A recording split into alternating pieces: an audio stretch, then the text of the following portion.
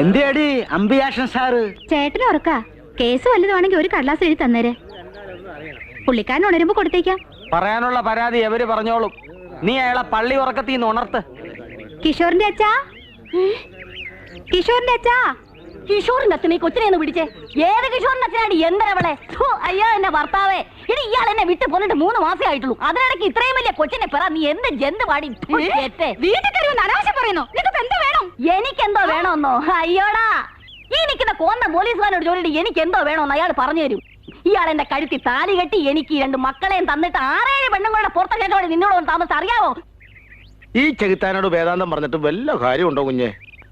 മാന്യന്മാർക്ക് ഇവിടെ തലയുർത്തി കിടക്കണ്ടേ? ഇതെന്താ വെള്ളരിക്കാ പട്ടണമാണോ?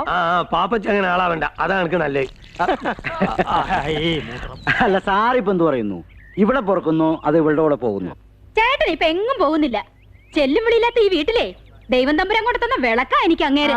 അത് ശരി. അപ്പൊ വിളക്കേ ഇയാൾ എന്റെ കൂടെ വരുന്നുണ്ടോ? എനിക്ക് രണ്ടിലൊന്നും അറിയണം.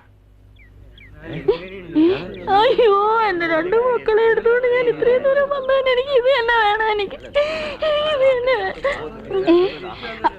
ചേട്ടൻ പോവാ? അല്ലടി കായ. എന്റെ പൊന്നു മോളെ, എന്റെ അച്ഛൻ വിട്ടിട്ട് പോയി മോളെ. നമുക്കിനി ആരുമില്ലേ? അയ്യോ, ഇങ്ങോട്ട് നോക്കിയേ. ഇയാളെ ഞാൻ വിളിച്ച് വീട്ടിലോട്ട് കൊണ്ടുവന്നതേ ചിരിച്ചു കളിച്ച് സന്തോഷത്തോടെ ജീവിക്കാനല്ല. നാളെ എന്റെ ഈ പെങ്കൊച്ചിനെ ഒരുത്തന്റെ കൂടെ ഇറക്കി വിടുമ്പോ തന്തയായിരുന്നു വെച്ചാൽ കാണിച്ചു കൊടുക്കാനാ. പിന്നെ നിന്റെ ഈ പെങ്കൊച്ചും പ്രായം തികഞ്ഞ് വരികല്ലേ.